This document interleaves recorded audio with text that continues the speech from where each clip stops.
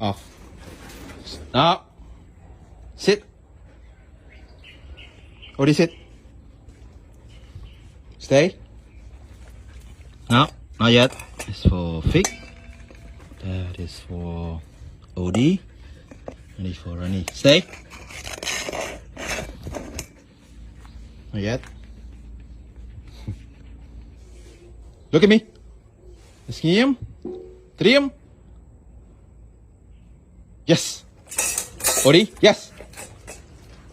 Good. Đại thông minh ghê. Này, xin lời bạch áp. Và ní cho chuyện xin lại trên kề. Đại lọc ong này. Ao đi. Xin môi môi. Và ní chất ong vào đấy. Ok. Nhưng từ lọ bia si tăng thì tu trắng nó là về việc không lắm. Nhưng đại ấy của bia si này slide.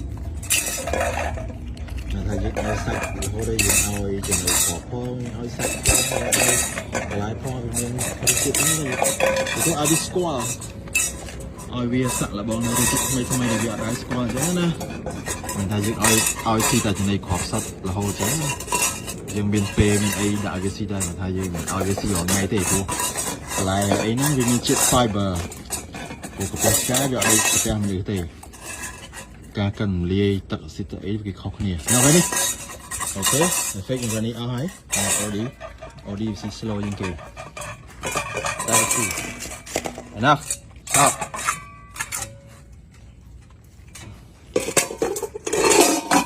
đó Odie fake đâu hey no no yes môi mà Fig nào Fig sit Fig sit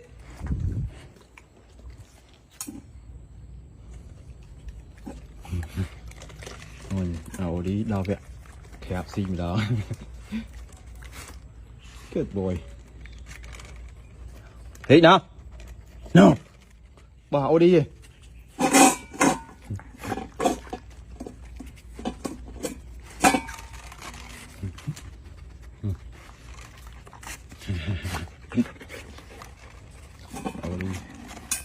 Odie này xí sụp hiệp mấy xí to là anh ấy chạy bọt chiến xí đâu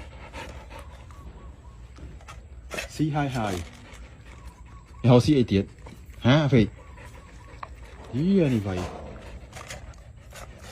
Odie anh ơi